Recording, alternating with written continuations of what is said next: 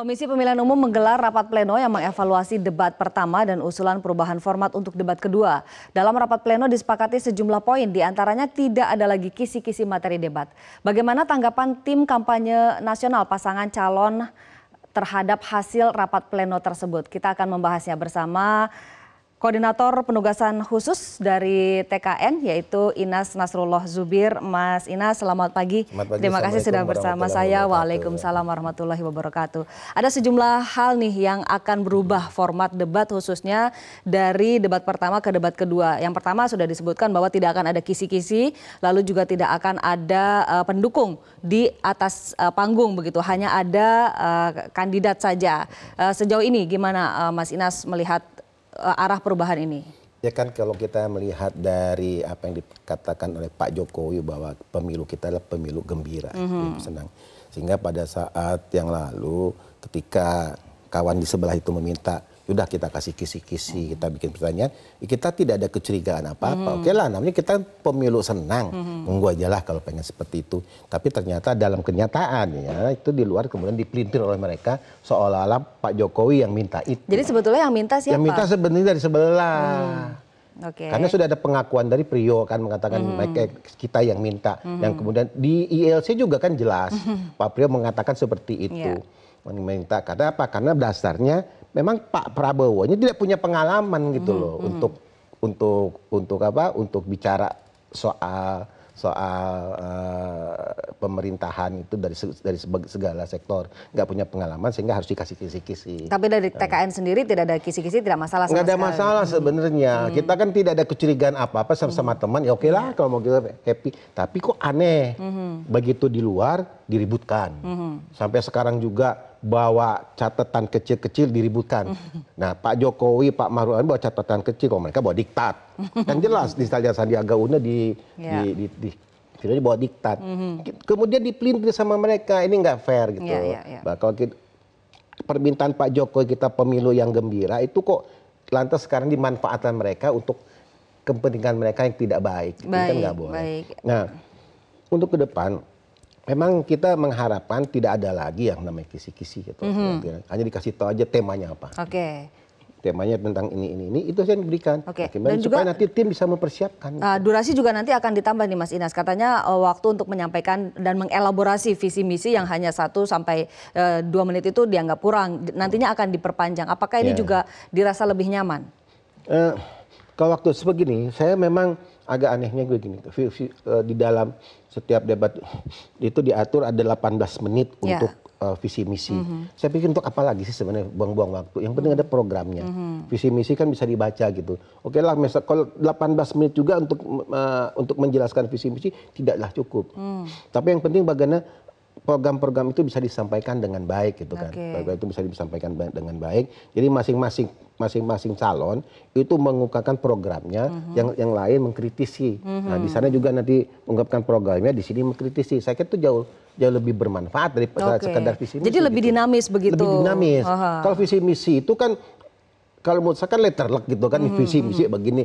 Nah itu debatable memang kalau visi misi kan. Wah ini beginilah, ini begitulah gitu, nggak akan selesai. Tapi yang banyak program itu jelas itu kan. Real, program saya begini tentang energi, program saya tentang infrastruktur begini, ya itu dikritisi. Gitu Nah dalam rangka kedinamisan ini yang juga penting adalah sosok panelis. Nanti di debat kedua KPU akan menggunakan haknya karena memang diatur undang-undang bahwa KPU yang menentukan panelis. Artinya suara-suara dari tim sukses ini mungkin hanya didengar begitu, belum tentu diikuti oleh KPU. Bagaimana komentar Anda? Jadi KPU kan masyarakat sudah tahu mana sih sekarang misalnya ada panelis-panelis yang tokoh-tokoh tertentu yang memang berpihak ke sana, ada yang berpihak ke sini. Itu harus fair KPU. Kalau itu kedua tokoh ini yang memang sudah dilihat jejak rekamnya kan KPU harusnya sudah tahu. KPU fair, harus sangat fair. Bagaimana mentutup panelis ini memilih ada pakar-pakar dan tokoh-tokoh yang memang tidak terlibat ke kiri dan ke kanan. Nah itu gunakanlah haknya dia gitu loh. Yang penting fair aja. Kita sudah kasat mata sekarang kan, pakar dan tokoh yang ke sana siapa, yang ke sini siapa, kan sudah kasat mata. Ambillah yang tidak seperti itu gitu loh. Ini akan fair, masyarakat akan menilai KPU benar-benar menjalankan kerjanya sesuai dengan undang-undang. Jika debat kemarin ada 4 topik yang dibahas ya, di debat kedua nanti akan ada 5 topik malah lebih banyak lagi, yaitu energi, pangan, infrastruktur, sumber daya alam, dan lingkungan hidup. Nah, sementara debatnya juga hanya nanti Pak Jokowi dan Pak Prabowo sendiri nih, capres lawan capres. Ini begitu. seru nih kalau. Apakah sudah ada persiapan dari sekarang, Mas Ines? Jadi Pak Jokowi sini persiapannya sudah 4 tahun. Sudah membuat karena memang selama ini yang dikerjakan oleh Pak Jokowi ya itu tadi, misalnya tadi lebih banyak. Bagaimana infrastruktur juga sudah dikerjakan, kemudian energi juga sudah disediakan. Kalau kita katakan kita mau ingin berdaulat, ya sudah hampir kurang lebih ada 11 WK itu wilayah kerja dari pertambangan minyak gitu kan. Migas dari migas sudah kembali ke Ibu Pertiwi, diserahkan Pertamina, dan yang akan datang di 2021 ini adalah Rokan, gitu kan, itu juga akan kembali. Berarti nanti Indonesia kita harapkan Pertamina menjadi tuan rumah di negaranya sendiri, karena setelah Rokan Pertamina akan menguasai 62% produksi minyak di Indonesia. Yang sekarang pada era SBY kemarin cuma 21%. Kemudian per hari ini sudah 38%. Mudah-mudahan nanti 62% tercapai. Sementara kan Petronas cuma 60% produksi nasional dia kuasai. Kita sudah akan di atas. Artinya Petronas. cukup optimistis dengan lima tema ini. Debat yang kedua termasuk ini ya. Juga pangan. Pangan kan tidak simsalabim langsung kita bisa sediakan. Infrastrukturnya disiapkan. Dan selama ini salah satu yang sangat dominan di dalam infrastruktur pangan adalah bendungan, ya pengairannya sendiri. Kan acak-acakan selama ini di era pemerintahan yang lalu. Sekarang baru dibenahi. Pada era Jokowi ini sampai 2018 sudah 9 bendungan yang jadi, dan diharapkan 2019 itu nanti ada yang selesai, kurang lebih ada 22 bendungan yang selesai. Nah, kalau bendungan-bendungan infrastruktur ini semua selesai gitu kan, baru kita bicara bagaimana kemandirian pangan gitu loh. Sekarang ujuk-ujuk minta mandiri loh, infrastrukturnya nggak ada, lantas irigasinya juga masih acak-acakan. Dari pemerintahan yang lalu kita terima seperti ini gitu kan, ya kita harus persiapkan semua, bukan langsung ada gitu. Cetak sawah juga sedang dipersiapkan, nggak langsung cetak bulan depan jadi, nggak bisa seperti itu. Apakah artinya tidak ada persiapan khusus yang dilakukan oleh TKN begitu untuk Pak Jokowi dalam menghadapi debat kedua? Saya kira pasti ada persiapan, terutama mengenai data-data, kan tidak semua data bisa dirangkum oleh Pak Jokowi, terutama nih Pak Kiai, kita TKN akan memberikan data-data, tapi nanti biar Pak Kiai mengungkapkan semua itu dengan ininya sendirilah gitu lah. Misalnya dengan suasana Islami ya silakan gitu. Kalau memang Pak Kiai bisa nanti mengungkapkan semua data itu dengan caranya dia sendiri. Oke, di debat kedua nanti kan hanya capres melawan capres lagi ya. Di debat ketiga baru nanti cawapres. Oke, baik. Artinya mengapa data itu menjadi penting bagi TKN? Data itu penting karena untuk melawan hoak yang mereka tidak pernah pakai data.